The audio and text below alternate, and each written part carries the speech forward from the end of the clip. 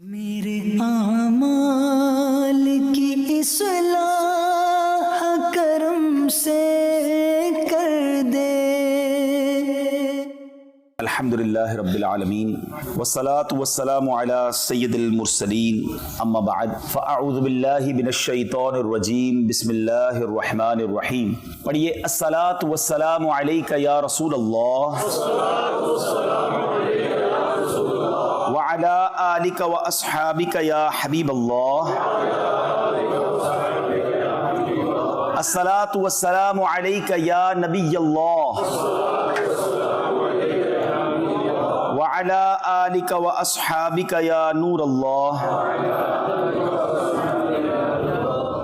درود پاک پڑھنے کے بے شمار فضائل و برکات ہیں۔ کعبے کے بدر الدجا، طیبہ کے شمس الضحا، دافع جملہ بلا، شافع یوم جزا، صلی اللہ تعالی علیہ وسلم کی ذات سبحان اللہ، وہ کمال کی ذات ہے کہ آقا علیہ الصلوۃ والسلام کا ذکر کرنا، نبی پاک پر درود پڑھنا بھی کتنی بڑی برکت لاتا ہے۔ خلیفہ اول سیدنا صدیق اکبر رضی اللہ تعالیٰ عنہ فرماتے ہیں کہ نبی کریم علیہ الصلوۃ والسلام پر درود پاک پڑھنا گناہوں کو اس قدر جلد مٹاتا ہے کہ پانی بھی آگ کو اتنی جلدی نہیں بجھاتا، اور نبی کریم علیہ الصلوۃ والسلام پر سلام بھیجنا گردنیں یعنی غلاموں کو آزاد کرنے سے افضل ہے۔ درود و سلام پڑھنا سیکھو عاشق اکبر سے۔ نبی پاک کے سب سے قریبی ساتھی بتا رہے ہیں نا، ان سے زیادہ نبی پاک کا قرب کس نے پایا؟ وہ یار غار بھی تھے، یار مزار بھی ہیں، آج بھی نبی پاک کے ساتھ ہیں نا۔ وہ فرماتے ہیں آگ کو پانی اتنی جلدی نہیں بجھاتا ہے جتنا درود پاک گناہوں کو مٹا دیتا ہے۔ اور حدیث پاک بھی تو ہے نا، نبی پاک علیہ الصلوۃ والسلام فرماتے ہیں جس کا مضمون ہے کہ جو کوئی شخص مجھ پر ایک بار درود پاک پڑھتا ہے اللہ تعالیٰ اس پر 10 رحمتیں نازل فرماتا ہے اور 10 گناہوں کو مٹاتا ہے اور 10 درجات کو بلند فرماتا ہے۔ ایک درود، رحمتیں برکتیں تو دیکھیں کتنی ہیں، تو پھر کیوں نہ چلتے پھرتے اٹھتے بیٹھتے درود پاک کا ورد کیا کریں۔ آج کل سوشل میڈیا نے ہمارا یوں سمجھیے کہ زندگی کا بہت بڑا حصہ لے لیا۔ فیملی ٹائم بھی اس نے لے لیا، نماز ٹائم بھی بہت سو کا لے لیا، قرآن ٹائم پہلے نہیں تھا اب سوشل میڈیا میں چلا گیا، تو اب زندگی میں اتنا سارا ٹائم ہمارا موبائل لے جاتا ہے۔ تھوڑا سا نکالیے اس سے ٹائم، درود ٹائم شامل کریں اپنی زندگی میں، نماز پڑھیں اور روزانہ درود پاک پڑھیں، پھر دیکھیں کتنی برکتیں حاصل ہوتی ہیں۔ اللہ مجھے بھی آپ کو بھی کثرت کے ساتھ درود پاک پڑھنے کی توفیق عطا فرمائے۔ محبت کے ساتھ بآواز بلند درود پاک پڑھ لیں۔ صلو علی الحبیب صلی اللہ تعالی علی محمد صلی اللہ علیہ وسلم۔ آج میں ایک ایسی ہستی کے بارے میں کچھ آپ کو بتاؤں گا۔ لوگ کہتے ہیں عادتیں اچھی ہونی چاہیے، اور واقعی نو ڈاؤٹ انسان اپنی عادتوں سے پہچانا جاتا ہے، اور آج کل تو بڑی بڑی کتابیں لکھی جا رہی ہیں کہ کامیاب لوگوں کی عادتیں، ٹاپ 10 ان کی ہیبٹس، اور لوگ اس پر باقاعدہ لیکچر سننے جاتے ہیں، ورک شاپس ہوتی ہیں کہ وہ کامیاب ہو گئے ان عادتوں کو اپنا کر، اگر ہم بھی یہ عادتیں اپنائیں گے تو ہم بھی کامیاب ہو جائیں گے۔ تو آج میرا جو ٹاپک ہے وہ انسان میں کون سی عادتیں ہیں جو ہونی چاہیے، اور پھر کس کو فالو کر کے ہم یہ سیکھ سکتے ہیں۔ سبحان اللہ۔ نبی پاک علیہ الصلوۃ والسلام کی ایک بڑی خوبصورت حدیث پاک ہے۔ آقا علیہ الصلوۃ والسلام فرماتے ہیں اچھی عادتیں 360 ہیں۔ There is a 360 habits۔ نبی پاک فرماتے ہیں کہ 360 اچھی عادتیں ہیں۔ اللہ کریم جب کسی سے بھلائی کا ارادہ کرتا ہے تو اس کی ذات میں ایک اچھی عادت پیدا فرما دیتا ہے، یعنی ایک اچھی عادت بھی کسی کی ذات میں آ جائے نا، یہ اللہ کی مہربانی ہے، اللہ نے بھلائی کا ارادہ کیا ہے اور اسی کے سبب اسے جنت میں بھی داخل فرما دیتا ہے۔ This is the importance of good habit۔ اچھی عادت کی امپورٹنس سمجھیں کہ 360 ہیں ٹوٹل اچھی عادتیں۔ اللہ جس سے بھلائی کا ارادہ فرماتا ہے اس میں ایک اچھی عادت عطا فرماتا ہے اور اسی کے سبب اسے جنت میں بھی داخل کر دیتا ہے۔ اب سبحان اللہ، کوسچن دیکھیں، صدیق اکبر رضی اللہ تعالیٰ عنہ پیارے آقا کے ساتھ ہیں، عرض کرتے ہیں حضور کیا میرے اندر میں اس میں سے کوئی عادت موجود ہے؟ جو 360 عادتیں آپ کہہ رہے ہیں کوئی ایک عادت حضور میرے اندر بھی موجود ہے؟ اللہ اکبر۔ اب ذرا آنسر سنیے گا۔ سرور کائنات علیہ الصلوۃ والسلام فرماتے ہیں اے ابو بکر تمہارے اندر یہ ساری عادتیں موجود ہیں۔ یہ ہے مرتبہ سیدنا صدیق اکبر رضی اللہ تعالیٰ عنہ کا. کیوں یہ 360 عادتیں ساری کیسے آ گئی؟ ساتھی کس کے تھے، دوست کس کے تھے، تربیت کس کی تھی؟ سبحان اللہ. نبی پاک علیہ الصلوۃ والسلام کے سفر و حضر میں ساتھی ہیں، ہر جگہ نبی پاک علیہ الصلوۃ والسلام کے ساتھ ہیں. اعلان نبوت فرمانے سے پہلے نبی پاک سے دوستی تھی. پیارے آقا علیہ الصلوۃ والسلام نے 40 سال کی عمر میں اعلان نبوت فرمایا، مگر کم و بیش جب نبی پاک کی عمر 20 سال تھی، جب سے صدیق اکبر رضی اللہ تعالیٰ عنہ نبی پاک کے دوست ہیں. اور اب جب نبی پاک علیہ الصلوۃ والسلام نے اعلان کیا، اللہ کی طرف بلایا، لوگوں نے بڑی مخالفت کی، بڑے مظالم کیے، مذاق اڑایا، مگر سبحان اللہ صدیق اکبر رضی اللہ تعالیٰ عنہ نے جیسے ہی سنا، سب سے پہلے کلمہ پڑھ کر نبی پاک کے دامن سے وابستہ ہو گئے.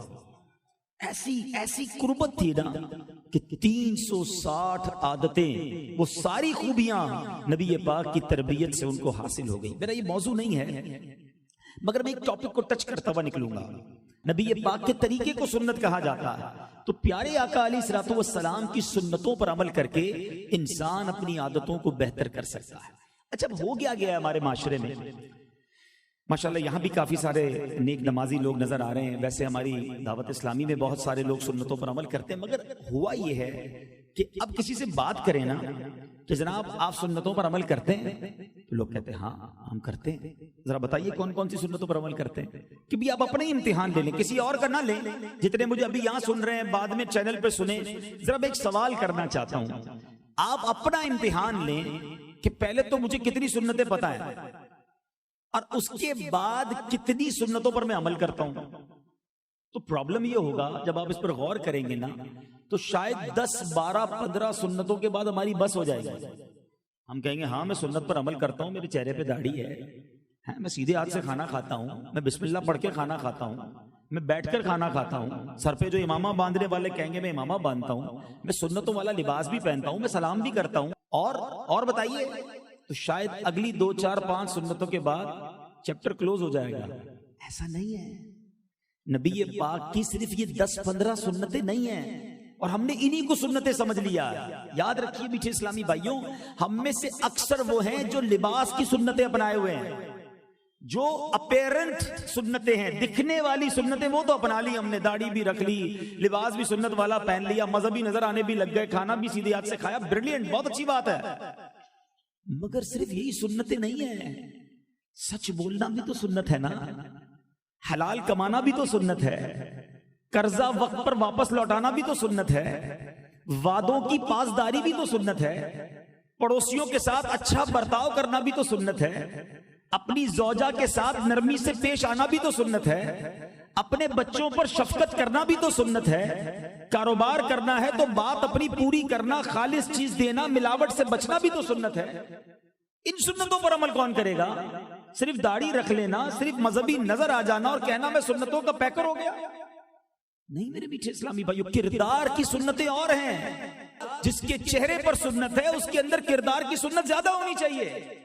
ورنہ لوگ باتیں کرتے ہیں کہ دیکھو یار نبی پاک کی سنت چہرے پہ سجائی، جھوٹ بولتا ہے، حرام کماتا ہے، وعدہ خلافی کرتا ہے، وقت پر پیسے نہیں لوٹاتا. یہ سمجھیے کہ نبی پاک کی اس پوری سیرت ہے. اللہ کرے کہ ہم لباس کی سنتیں بھی اپنائیں، ہم کردار کی سنتیں بھی اپنائیں، ہم اندر سے بھی نبی پاک کی سنتوں کے پیکر بن جائیں.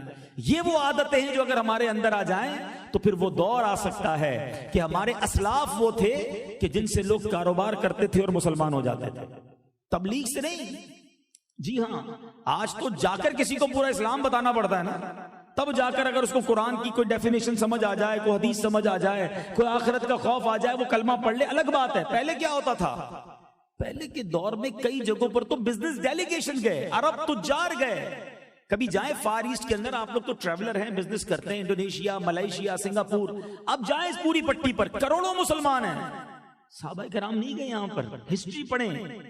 300 400 500 سال پہلے یہاں اسلام پہنچا، اس سے پہلے نہیں تھا اسلام. کیسے پہنچا؟ وہاں عرب کے لوگ تجارت کرنے گئے تھے، بزنس کرنے گئے، مگر جب ان غیر مسلموں نے ان کی بزنس ڈیلنگ دیکھی، سچائی دیکھی، وعدوں کی پورا ہونا دیکھا، وقت پہ نماز پڑھتے ہونا دیکھا، ایمانداری دیکھی، کا اتنا اچھا مذہب ہے ان کا، کلمہ پڑھ کر مسلمان ہو گئے. پہلے ہمارے بزرگوں کے برابر میں پڑوسی کفار رہتے تھے، کافر پڑوسی ان کا اخلاق دیکھتے تھے کہ پڑوسی ایسا ہوتا ہے، اتنا خیال رکھنے والا، اتنا برداشت کرنے والا، جب یہ ایسے ہیں تو ان کے آقا کیسے ہوں گے، ان کا مذہب کیسا ہوگا، کلمہ پڑھ کر مسلمان ہو جاتا ہے۔ یہ وہ کردار کی سنتیں ہیں، یہ وہ کردار کی عادتیں ہیں۔ مجھے سچ بتائیے آج مسلمان کا کیا حال ہے؟ کیا ہم سے کاروبار کر کے کوئی مسلمان ہوگا؟ مسلمان پریشان ہے ہم سے کاروبار کر کے۔ آج مسلمانوں کی پروڈکٹ خریدنے میں ڈر لگتا ہے کہ نہیں یار اپنے ملک کی جو ہے نا میڈ ان لگی ہوئی اسٹیمپ ہو تو دوائی کھانے میں ڈر لگتا ہے، پتہ نہیں اس میں بھی ملاوٹ نہ ہو۔ اپنے مسلمانوں کی پروڈکٹ خریدنے میں ڈر لگ رہا ہوتا ہے۔ سچ بتاؤ یہ ہم کیا کر رہے ہیں؟ یہ اسلام کی تعلیمات نہیں ہیں۔ ہمیں نبی پاک علیہ الصلوۃ والسلام کی سیرت اور ان کی عادتوں سے یہ سیکھنا ہے کہ ہمارے کردار میں یہ چیزیں اتر جائیں۔ اور آج سبحان اللہ جس ہستی کی ہم بات کر رہے ہیں، افضل البشر بعد الانبیاء، نبی پاک علیہ الصلوۃ والسلام کے یہ وہ صحابی ہیں کہ تمام انبیاء کے بعد، رسول بھی انبیاء جو ہیں سب کے بعد جو افضل ہیں وہ سیدنا صدیق اکبر رضی اللہ تعالیٰ عنہ۔ اور آپ کا اسم گرامی کیا ہے یہ بھی آج سیکھ لو۔ حضرت ابو بکر صدیق کا نام عبداللہ، کنیت ابو بکر، اور القابات صدیق و عتیق ہیں۔ صدیق کا معنی ہے بہت سچ بولنے والا۔ آپ زمانہ جاہلیت سے ہی، ابھی اسلام نہیں قبول کیا تھا، اس سے پہلے ہی آپ اس لقب سے مشہور تھے، ہمیشہ سچ بولتے تھے۔ عتیق کا معنی ہے آزاد۔ نبی پاک علیہ الصلوۃ والسلام نے آپ کو خوشخبری دی تھی، انت عتیق من النار، اے ابو بکر تم جہنم سے آزاد ہو۔ آپ کا یہ لقب ہی عتیق پڑ گیا۔ سبحان اللہ، آپ قریشی ہیں اور 7ویں پشت میں شجرہ نسب رسول اللہ صلی اللہ علیہ وسلم کے خاندانی شجرے سے مل جاتا ہے۔ آپ عام الفیل کے یعنی جو ہاتھی والا واقعہ ہوا تھا اس کے تقریباً 2.5 برس بعد مکہ مکرمہ میں پیدا ہوئے۔ نبی پاک اس ہاتھی والے واقعے کے 55 دن بعد پیدا ہوئے، اور حضرت صدیق اکبر رضی اللہ تعالیٰ عنہ 2.5 سال بعد، یعنی پیارے آقا اور صدیق اکبر رضی اللہ تعالیٰ عنہ کی عمر میں تقریباً 2.25 سال کا فرق تھا۔ صدیق اکبر رضی اللہ تعالیٰ عنہ وہ صحابی ہیں جنہوں نے آزاد مردوں میں سب سے پہلے نبی پاک علیہ الصلوۃ والسلام کی رسالت کی تصدیق کی اور ایمان لائے۔ آپ کے فضائل و کمالات اس قدر زیادہ ہیں کہ رسول اور انبیاء کرام کے بعد اگلے اور پچھلے تمام انسانوں میں سب سے افضل و اعلیٰ ہیں۔ اسلام کی خاطر لڑی جانے والی بہت سی لڑائیوں میں شریک ہوئے، صلح و جنگ کے تمام فیصلوں میں نبی پاک علیہ الصلوۃ والسلام کے وزیر و مشیر رہے، زندگی کے ہر موڑ پر نبی پاک علیہ الصلوۃ والسلام کا ساتھ دے کر جانثاری کا حق ادا کیا۔ 2 سال 7 مہینے مسجد خلافت پر رونق افروز رہ کر 63 سال کی عمر میں 22 جمادی الاخری سن 13 ہجری پیر شریف کا دن گزار کر آپ نے وفات پائی۔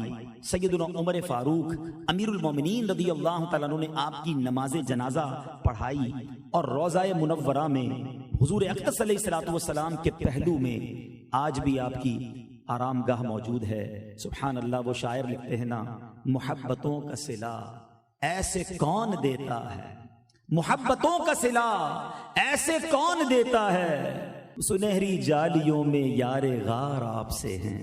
نبی پاک کے ساتھ آج بھی موجود ہیں۔ رہتی دنیا میں جب بھی لوگ نبی پاک کو سلام عرض کرنے جاتے ہیں، صدیق اکبر رضی اللہ تعالیٰ عنہ کو بھی، عمر فاروق رضی اللہ تعالیٰ عنہ کو بھی سلام پیش کرتے ہیں۔ کیا شاندار زندگی گزاری، آپ کی زندگی کے بہت سارے پہلو ہیں۔ آج میں خاص طور پر صدیق اکبر رضی اللہ تعالیٰ عنہ کے عشق رسول، نبی پاک کے ساتھ جو ہجرت کے واقعے میں قربانی دی، پیارے آقا پر کس طرح اپنا مال خرچ کیا، یہ واقعات ہم نے کئی بار سنے ہیں، مگر آج میں کچھ اور پہلو آپ کو بتانا چاہتا ہوں۔ صدیق اکبر رضی اللہ تعالیٰ عنہ کو اللہ نے کیسے اور بھی کمالات سے نوازا۔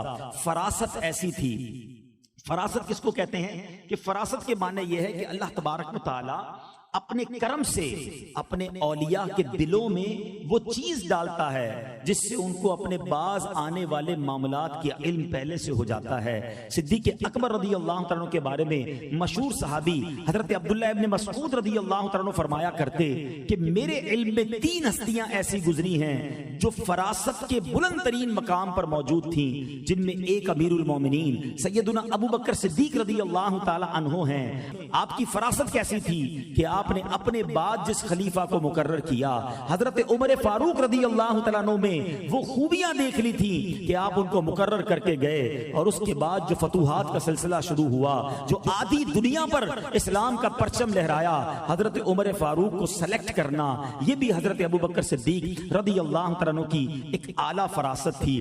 آپ کے اندر آپ کا جو اخلاق تھا، جو آج میرا مین ٹاپک ہے، ایک آپ کی فیملی میں ایک واقعہ ہوا، آپ اپنے ایک رشتہ دار کی ہیلپ کرتے تھے، مدد کرتے تھے، سپورٹ کرتے تھے، اور وہ جو صحابی تھے وہ آپ ان کا خرچ اٹھاتے تھے، ان سے ان کو سخت دکھ پہنچا، کسی معاملے پر بڑا دکھ پہنچا صدیق اکبر رضی اللہ تعالیٰ عنہ کو۔ حضرت صدیق اکبر رضی اللہ تعالیٰ عنہ نے ان صحابی کا خرچہ روک لیا اور قسم کھائی کہ آئندہ میں کبھی اس کی مدد نہیں کروں گا۔ اب مثال کے طور پہ ہمارے ساتھ بھی ایسا ہو سکتا ہے، ہم کسی کی ہیلپ بھی کرتے ہوں، سپورٹ بھی کریں، ہمارا دل دکھا دے، اب دل دکھے گا تو ہم کہیں گے بس اب تو ختم، ایک تو اس کی اتنی محنت کروں، اس کی ہیلپ کروں، اس کو سپورٹ کروں، اور یہ میرے ہی خلاف بات کرے، میرا ہی دل دکھائے، ہم فوراً اس سے تمام ناطے بند کر دیتے ہیں، ہیلپ کا دروازہ بند کر دیتے ہیں۔ صدیق اکبر رضی اللہ تعالیٰ عنہ نے بھی، صحابی کا نام تھا حضرت مصطح رضی اللہ تعالیٰ عنہ، آپ نے ان سے مدد نہ کرنے کی قسم کھا لی کہ اب میں مدد نہیں کروں گا۔ اب آپ کے اس عمل پر قرآنی آیت نازل ہوئی، جبریل امین قرآن کی آیت لے کر آئے، سنیے گا ذرا قرآن کی آیت۔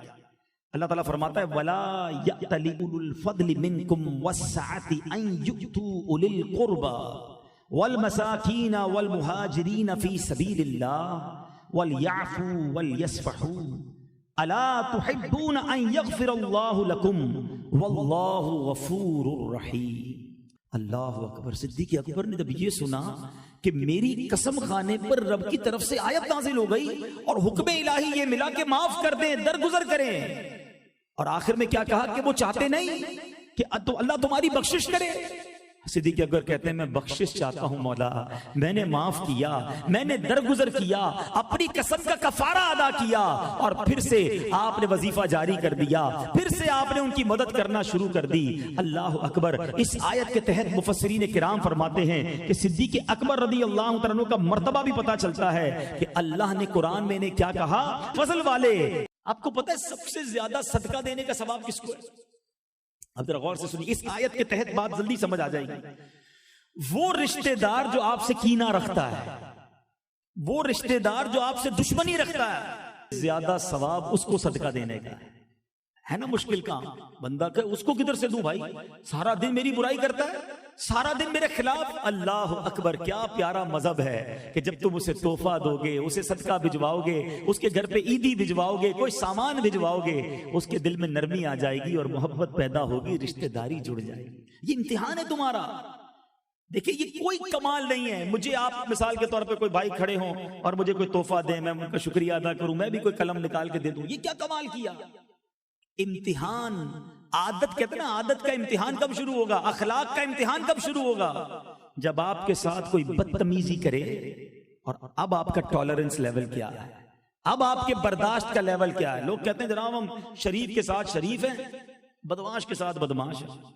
مجھے آج تک سمجھ نہیں آئی کہ یہ بدماش والا بٹن لگا ہوا کدھر ہے آپ کے اندر، کہ جب کوئی بدماش آتا تو آپ بھی آستینے چڑھا کے شروع ہو جاتے ہیں۔ بھائی شریف آدمی شریف کے ساتھ بھی شریف ہوتا ہے، بدماش کے ساتھ بھی شریف ہوتا ہے، جبھی تو بدماش سدھرے گا نا۔ ایک گالی دے دے تو اچھا خاصا نیک نمازی کہتا ہے میں بتاتا ہوں، اور واقعی وہ بتاتا ہے میں کیا ہوں، وہ کہتا ہے میں بتاتا ہوں میں کون ہوں، وہ واقعی اتنی گالیاں دے گا کہ پتہ چل جاتا ہے وہ کون ہے۔ حیران ہو جاتے ہیں کبھی کبھی تو داڑھی والے مذہبی لوگ غصے میں آتے تو پتہ نہیں کیا کیا بول رہے ہوتے۔ نہیں جناب، نبی پاک علیہ الصلوۃ والسلام کی عادت کریمہ سے سیکھیں۔ نبی پاک کی پچھلی کتابوں میں بھی یہ شان لکھی تھی کہ پیارے آقا کے ساتھ جتنا مس بہیو ہوگا، نبی پاک علیہ الصلوۃ والسلام کا ٹالرنس لیول، حلم اور بردباری اتنا ہی بڑھتا چلا جائے گا، آپ کی نرمی اتنی ہی بڑھتی چلی جائے گی۔ شعر تو سنتے ہیں کہ سلام اس پر کہ جس نے گالیاں سن کر دعائیں دیں، سلام اس پر کہ جس نے خوں کے پیاسوں کو کبائیں دیں۔ ہماری گاڑی کو کوئی ٹچ کر دے غلطی سے، ہم اس کو معاف نہیں کرتے، او ہو پھر تو وہ روڈ پہ جھگڑا ہوگا، ارے غلطی سے ہو گیا بھائی، لیکن نہیں، تیار، ہر بندہ لڑنے کے لیے تیار ہے، ریڈی ٹو فائٹ۔ وہ آج کل آئٹم میں آتے ہیں ریڈی ٹو ایٹ، ایسا لگتا ہے ہر آدمی ریڈی ٹو فائٹ ہے، بس موقع دو دیکھو کیسی لڑائی کروں گا۔ یہ اسلام نہیں ہے۔ ہم اچھی عادتوں کے بارے میں سیکھ رہے ہیں، اسلام نرمی کا، درگزر کا. پھر سنو یار، یہ خدا کی قسم یہ آیت بار بار پڑھنے والی ہے. اللہ نے پہلے ایک حکم دیا، عادت بتائی، اور پھر اس کا ریوارڈ، اس کا انعام بتایا. وَلْيَعْفُوا وَلْيَصْفَحُوا، اور معاف کرو اور درگزر کرو. وَلْيَعْفُوا وَلْيَصْفَحُوا، معاف کرو، درگزر کرو. پھر اللہ خود فرماتا، کیا چاہتے نہیں کہ اللہ تمہیں بخش دے؟ اللہ بخشنے والا مہربان ہے. وَاللَّهُ غَفُورٌ رَحِيمٌ. یقین کرو، جب کوئی دل دکھائے نا، کوئی دل توڑے، کوئی تکلیف پہنچائے، انسان ہے، سب کے ساتھ ہوتا ہے. یہ آیت یاد کر لینا، صدیق اکبر کا یہ وصف یاد کر لینا کہ یا اللہ میں اسے معاف کرتا ہوں، تو مجھے معاف کر. تو نے صدیق اکبر کو تو قرآن میں فرمایا کہ اللہ بخشنے والا مہربان ہے، میں بھی ان کا غلام ہوں، صحابہ کا چاہنے والا ہوں. اللہ میں چھوٹی سی کوشش کر رہا ہوں، میں اپنے ملازم کو معاف کر رہا ہوں، میں اپنی بیوی کو معاف کر دیتا ہوں. بیوی سے بھی بعض اوقات تکلیف ہوتی ہے. اگر بہنیں مجھے سن رہی ہیں، آپ اپنے شوہر کو معاف کر دیں. بہت پہنچاتے ہیں شوہر تکلیف، پتہ ہے ہمارے پاس تو خط آتے ہیں، گالیاں دیتے ہیں، مارتے ہیں، پتہ نہیں کیسے لوگ ہیں، اپنی بیوی پر ہاتھ اٹھاتے ہیں، بری بری باتیں کرتے ہیں، نشہ کر کے گھر آتے ہیں. نہ کرو ایسا. بیوی ہے تو اس کا مطلب یہ نہیں کہ اس کے پاس دل نہیں. اس کو جو بولنا ہے، جیسے بولنا ہے، جیسے سنانا سنا کے چلے جاتے ہیں، وہ روتی رہتی ہے. مگر اللہ کی بارگاہ میں اس کا بھی جواب دینا ہوگا. باپ اگر ہے تو بیٹے کو معاف کر دے. بیٹے کو اگر باپ سے تکلیف ہے، معاف کر دو. ارے تھوڑی سی زندگی ہے، دل میں رکھ کے نہ گزارو. دشمنیاں پال کے زندگی گزارو گے، یہ زندگی تکلیف دہ ہو جائے گی. ٹینشن میں رہو گے. لوگوں کو شوگر ہو گئی، بلڈ پریشر، فرسٹریشن، اتنی بیماریاں ہیں. اس کے پیچھے دیکھو تو کسی سے دشمنی پالی ہے، کسی کا حسد پالا ہے، کسی کی باتیں سوچتے رہتے ہیں، کسی کے لیے نیگیٹو سوچتے رہتے ہیں. فیملی کے اندر جناب عجیب گھوٹالے بنے ہوئے ہیں. ساس بہو سے پریشان، بہو ساس کے بارے میں سوچتی رہتی ہے. سب ایک دوسرے کو معاف کر دو، اللہ بخشنے والا ہے. اگر آج تم کسی بندے کو، کسی بندی کو معاف کر دو گے، وہ کریم تمہارے گناہ معاف فرما دے گا، وہ ہماری بخشش کر دے. اس سے بڑھ کر ہمیں کیا چاہیے؟ لوگ کہتے نہیں میں معاف نہیں کروں گا. میں اب بتاؤں گا کون ہوں. اب تو بدلہ لے کر بتاؤں گا. اب پتا چلے گا اس کو میں کون ہوں. ہاں اب تو نوکری سے نکالوں گا، اس کو تباہ و برباد کر کے رہوں گا. میری برائی کی ہے، اب میں زمانے کو بتاؤں گا یہ کون ہے. اب اس کے خلاف تو اخبار میں آئے گا، اس کے خلاف میسج چلیں گے. ایک حدیث پاک سن لو. جو یہ بدلہ لینے والے ہیں نا، جو یہ دل میں پال کر چلنے والے ہیں، میرے آقا علیہ الصلوۃ والسلام فرماتے ہیں جو رحم نہیں کرتا وہ رحم نہیں کیا جائے گا. لوگ کہتے ہیں نہیں میں کیوں رحم کروں.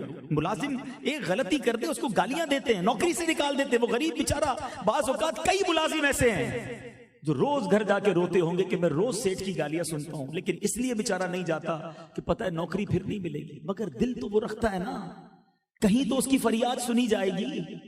تم سمجھتے ہو تم سیٹ ہو، جو کہنا ہے کہہ دو گے. وہ ملازم ہے، گھر میں جو ماسیاں ہیں، بہنیں میری سوچے جو ماسیوں کو برا بھلا کہتی ہیں، وہ غریب نہیں جاتی چھوڑ کر، لیکن دل وہ بھی رکھتی ہے. جہاں تمہاری بیوی کا تم پر حق ہے، بچوں کا حق ہے، پڑوسیوں کا حق ہے، ملازمین کا بھی حق ہے. نہ توڑو دل، ورنہ اگر آج تم نے معاف نہ کیا اور اگر مجھے اور آپ کو پکڑ لیا گیا تو ہم کدھر جائیں گے. ایک صحابی رسول کے بارے میں آتا ہے، آپ کا ایک غلام تھا، اس نے کوئی مسٹیک کر دی.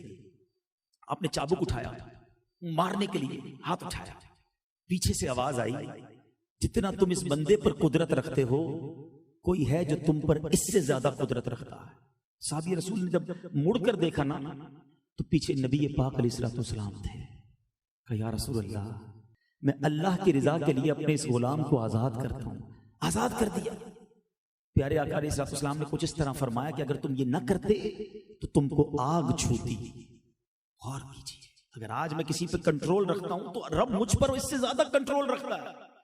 ایسا نہ ہو کہ مجھے پکڑ لیا جائے. رحم کیجیے، معاف کیجیے، درگزر کیجیے. دل میں نہ رکھو لوگوں کے لیے چھوٹی چھوٹی باتیں پال کر. آج ہماری فیملی میں کتنی نفرتیں ہو گئی ہیں، بھائی بھائی میں، بہن بہن میں. میں ایک اور پیغام دینا چاہتا ہوں. اگر آپ میں سے کوئی ایسا بھائی بہن میری بیٹھی ہے ایسی جو مجھے چینل پہ سن رہے ہیں، جو ویڈیو پہ سن رہے ہیں، اور آپ کو پتا ہے کہ یار فلاں رشتہ دار، فلاں پڑوسی، فلاں دوست سے دوری ہو گئی ہے. پتہ ہے کئی گھرانے کیوں دور دور ہیں. میاں بیوی 1 سال سے الگ الگ ہیں. انتظار کیا ہے؟ بیوی آ کر سوری بولے تو میں اس کو لے آؤں گی. بیوی بولتی نہیں، وہ آ کے پہلے معافی مانگے تو میں چلی جاؤں گی. ایک سوری ہے اور دونوں دور بیٹھے ہیں. کوئی آگے بڑھ کر معافی مانگنے کے لیے تیار نہیں ہے. دونوں کو ایک دوسرے کی یاد بھی آ رہی ہے، مگر یہ ایگو، یہ انا خاندان نہیں ملنے دے رہی. بچپن کے دوست تھے، کسی بات پہ لڑائی ہو گئی، ایک دوست کہتا ہے جب یہ معافی مانگے گا میں چلا جاؤں گا، دوستی کر لوں گا. نہیں، وہ کہتا ہے نہیں یہ معافی مانگے پھر دوستی ہو جائے گی. کئی سال ہو گئے منہ نہیں دیکھا ایک دوسرے کا، یاد بھی آتی ہے مگر وہ ایگو، وہ انا رو کے بیٹھی ہے. معاف کر دو، آپ آگے بڑھ کے معافی مانگ لو نا. ہماری میملی میں کہتے ہیں نا جو نمیوں وہ اللہ کے گمیوں. آپ آگے جا کے آپ معافی مانگ لو کہ بھائی میری غلطی تھی، معاف کر. ہو سکتا ہے آپ کے دل میں خیال ہے میری غلطی نہیں تھی، میں کیوں معافی مانگوں. یہی تو وجہ ہے روکے ہوئے. آگے بڑھ لو، معافی مانگ لو. اللہ کو پسند آتا ہے جو دوستی کرتا ہے، جو معاف کرتا ہے، جو درگزر کرتا ہے. معاف کرو، درگزر کرو. اللہ غفور رحیم، اللہ بخشنے والا مہربان ہے. اللہ کرے کہ یہ عادت صدیق اکبر رضی اللہ تعالی سے میں سیکھوں کہ آپ کو دکھ پہنچاتا جاننے والے تھے، آپ نے قسم اٹھا لی کہ مدد نہیں کروں گا، مگر جب آیت قرآنی سنی، اللہ کا حکم سنا، معاف بھی کیا، وظیفہ بھی جاری کر دیا. اللہ ایسا بڑا دل ہمیں عطا فرمائے. ہمیں اپنے پڑوسیوں کا، اپنے رشتہ داروں کا، اپنے عزیز و اقارب کا خیال رکھنے کی توفیق عطا فرمائے. عادتیں بہت ساری ہیں لیکن ظاہر ہے کہ وقت بھی مختصر ہوتا ہے. ایک آخری بات اور وہ بھی آج کے حساب سے بڑی ریلیونٹ ہے. صدیق اکبر رضی اللہ تعالیٰ عنہ کا ایک خادم تھا، آپ کے پاس وہ کھانا لے کر آیا، ایک بار دودھ لے کر آیا. آپ نے وہ جب دودھ پی لیا تو غلام نے عرض کی کہ حضور میں پہلے بھی جب کوئی چیز پیش کرتا تھا تو آپ اس کے بارے میں ہمیشہ پوچھتے تھے کہ کہاں سے لایا ہو. اس دودھ کے بارے میں آپ نے مجھ سے پوچھا نہیں میں کدھر سے لایا ہوں. صدیق اکبر رضی اللہ عنہ نے پوچھا اچھا بتاؤ پھر دودھ کدھر سے لایا ہو. کہا حضور بات یہ ہے کہ زمانہ جاہلیت میں جب میں بھی ایمان نہیں لایا تھا میں نے ایک بیمار پر منتر پھونکا تھا، آج اس کے معاوضے میں مجھے یہ دودھ ملا ہے. اب صدیق اکبر رضی اللہ تعالیٰ جب یہ سنا نا آپ پریشان ہو گئے، بے قرار ہو گئے. آپ نے اپنے حلق میں انگلیاں ڈالی اور دودھ کو اگل دیا اور اس کے بعد اللہ کی بارگاہ میں نہایت عاجزی کے ساتھ عرض کی یا اللہ جس پر میں قادر تھا وہ میں نے کر دیا، اس دودھ کا تھوڑا حصہ جو میری رگوں میں رہ گیا ہے میرے مالک کو تو معاف کر دے. اے صحابہ کے چاہنے والوں، اے صدیق اکبر رضی اللہ تعالیٰ سے محبت کرنے والوں، یہ تھی شان صدیق اکبر. غلطی سے پتہ نہیں تھا، ڈیلیبریٹلی چلا گیا تو کیا کیفیت کی سب نکال دیا. بے قرار ہو گئے، گر گرانے لگے، معافی مانگنے لگے. مگر آج ہماری روزی کا کیا حال ہے. یاد رکھو میرے بیٹے اسلامی بھائی، حرام سے دور ہونا بڑا ضروری ہے. آج بندہ کہتا ہے پیسے آنے چاہیے، کاروبار چلنا چاہیے، بینک بیلنس بڑھنا چاہیے، چاہے حلال سے آئے چاہے حرام سے آئے. نہیں میرے بیٹے اسلامی بھائی، ہم پھر کہتے ہیں ہماری عبادت میں ہمیں رونق نہیں ملتی، روحانیت نہیں ملتی، دعائیں قبول نہیں ہوتی، پریشانیاں دور نہیں ہوتی. حرام کماؤ گے، حرام کھاؤ گے تو کدھر سے برکتیں ملیں گی. حضرت موسیٰ علیہ السلام کے بارے میں آتا ہے آپ نے ایک شخص کو دیکھا وہ ہاتھ اٹھا کر رو رو کر اللہ کی بارگاہ میں فریاد کر رہا تھا. حضرت موسیٰ نے عرض کی مولا اس کی دعا قبول کیوں نہیں فرماتا. اللہ نے فرمایا موسیٰ یہ اتنا روئے کہ روتے روتے مر جائے، اتنے ہاتھ اٹھائے کہ اس کے ہاتھ آسمان کو چھو لیں، میں نے اس کی دعا قبول نہیں کرنی. یا اللہ کیا وجہ ہے؟ فرمایا موسیٰ وجہ یہ ہے کہ جو یہ کھاتا ہے وہ حرام ہے، یہ جو پہنا ہوا ہے یہ حرام ہے. اگر کھانا حرام ہے، لباس حرام ہے، کمائی حرام ہے تو پھر دعائیں قبول نہیں ہونی، پھر عبادتیں قبول نہیں ہونی. جس کے پیٹ میں حرام کا ایک لقمہ جاتا ہے فرشتے اس پر لعنت کرتے ہیں. خدا را سمجھو جو میرے اور آپ کے نصیب میں ہے وہ کوئی چھین نہیں سکتا ہے، اور جو میرے اور آپ کے نصیب میں نہیں وہ کوئی دے نہیں سکتا ہے. صبر کرو، اللہ حلال میں ہی دے گا. جلد بازی، شارٹ کٹ کہ نہیں جناب حلال کمائیں گے تو پیچھے رہ جاؤں گا، ساری مارکیٹ آگے بڑھ گئی، سب نے بڑے بڑے بنگلے بنا لیے، میں تو کرائے کے گھر میں ہی رہ جاؤں گا. ذرا سوچو، اس ریس میں لگے رہے اور حرام کما لیا تو بربادی مقدر ہے. اللہ مجھے اور آپ کو یہ بات اللہ کرے میرے اور آپ کے دل میں راسخ ہو جائے کہ مجھے اور آپ کو ایک ایک لقمہ حلال کا کمانا ہے، ہمارے بچوں کو بھی حلال کھلانا ہے، ورنہ بچے بھی نافرمان ہو جائیں گے. صدقہ دو گے تو صدقہ بھی قبول نہیں ہونا ہے. صدیق اکبر رضی اللہ عنہ کی سیرت سے یہ سیکھ لیجیے. آخری بات، کچھ لوگوں کا کہ نا شیطان بڑا مردود ہے نا، وہ ہمیں ایک عجیب سی فینومینا، ایک عجیب سی تھیوری سکھاتا ہے کہ یار ٹھیک ہے میں حرام کماتا ہوں، تھوڑا سا رشوت کا کام بھی ہو جاتا ہے، تھوڑا سود کی بھی ہو جاتی ہے سیٹنگ، کچھ ملاوٹ ہو جاتی ہے، لیکن میں صدقہ خیرات بہت دیتا ہوں، میں ہر سال حج بھی کرتا ہوں، عمرہ بھی کرتا ہوں، اور جناب غریبوں کی مدد بھی کرتا ہوں، تو یہ بیلنس ہو جاتا ہے. شیطان کہیں کسی ذہن کے کونے میں یہ ڈال رہا ہوتا ہے کہ یار جو تو ڈنڈی مارتا ہے نا وہ صدقہ خیرات کر کے ذرا برابر ہو جائے گا. یہ بہت بڑی شیطان کی طرف سے سمجھ لیں، یہ بڑا وار ہے، بڑی بھول ہے ہماری۔ پہلے ایک جملہ یاد کر لیں، اللہ پاک ہے اور پاک مال ہی قبول فرماتا ہے۔ اللہ، میرے ساتھ مل کر دوہراؤ، اللہ پاک ہے اور پاک مال ہی قبول فرماتا ہے۔ آپ حرام دے کر اللہ کو راضی نہیں کر سکتے۔ اب اس کو دنیاوی اگزامپل کے ذریعے سمجھیں کہ مثال کے طور پہ آپ کسی بادشاہ سے ملنے گئے اور بڑی زبردست پیکنگ ریپنگ کے ذریعے بڑی سی بوٹل اسے تحفے میں دے آئے، وہ بادشاہ کا یار زبردست تحفہ، آپ چلے گئے گھر پہ، جب وہ پیکٹ کھولا تو اس بوتل پیشاب ہو، ناپاکی ہو، بتاؤ بادشاہ خوش ہوگا یا ناراض ہوگا؟ پیکنگ بڑی اچھی تھی، ریپنگ بڑی اچھی تھی، اندر سے نکلا کیا؟ پیشاب، ناپاک۔ اللہ کی بارگاہ میں ناپاک مال دے کر سمجھتے ہو اللہ قبول کرے گا؟ اللہ کو ہمارے مالوں کی ضرورت نہیں ہے، وہ ہمارے دلوں کو دیکھتا ہے، ہماری نیتوں کو دیکھتا ہے۔ آپ 1 روپیہ حلال کا صدقہ کریں، اللہ اسے قبول فرمائے گا۔ تو اپنا ذہن بنا لیں۔ ایک اور بات یاد کر لو، بہت زیادہ حرام ہے تو بعض اوقات حرام بہت ہوتا ہے، سکون نہیں ہوتا۔ حلال تھوڑا بھی ہو وہ برکت والا ہوتا ہے، سکون والا ہوتا ہے، بچے فرما بردار ہوتے ہیں، نمازی ہوتے ہیں، نیک ہوتے ہیں، لڑائی جھگڑے گھر میں نہیں ہوتے۔ حرام مال دنیا میں بھی بربادی لاتا ہے، آخرت میں بھی بربادی لاتا ہے۔ اللہ مجھے اور آپ کو صدیق اکبر رضی اللہ عنہ کی سیرت سے یہ بھی سیکھنا نصیب فرمائے کہ ہم فقط حلال کمائیں۔ اب ہو سکتا ہے اس بیان سے کسی کا ذہن بن رہا ہو، سوچ رہا ہو کہ یار بات تو یہ ٹھیک کر رہے ہیں، مسلمان کو پتا تو ہوتا ہی ہے کہ میں غلط کر رہا ہوں، لیکن میں یہ کیسے چھوڑوں؟ میں سود چھوڑوں گا میری کمپنی بند ہو جائے گی، میں اگر حرام کام چھوڑ دوں گا تو بچوں کا کیا ہوگا، میری پوری فیکٹری، میرا پورا نظام ہی دھرم برم ہو جائے گا۔ بات تو مولانا صاحب ٹھیک کر رہے ہیں مگر میں نکلوں کیسے؟ بعض اوقات لوگ اس طرح کی بات سن کر ڈبل مائنڈڈ ہو جاتے ہیں، ذہن بن رہا ہوتا ہے لیکن ہمت نہیں کر پا رہے ہوتے۔ میں ان کو ایک جملہ کہہ دیتا ہوں، بلکہ میں نے کئی بار اپنے بیانات میں یہ واقعہ سنا ہے، اسی لیے سنا رہا ہوں شاید کسی کے دل پر چوٹ لگ جائے۔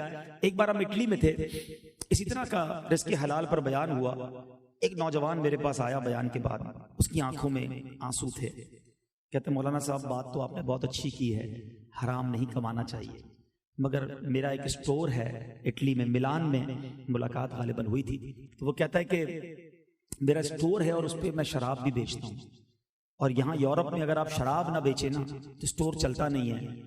اب میں آپ کی بات تو سمجھ آ رہی ہے کہ میں حرام کما رہا ہوں، لیکن میں شراب نکال دوں گا تو نہ اسٹور کا کرایہ نکلے گا نہ میرے گھر کا خرچہ نکلے گا، میں کروں کیا آپ بتائیے؟ آپ نے کہا میں چھوڑنے کے لیے تیار ہوں۔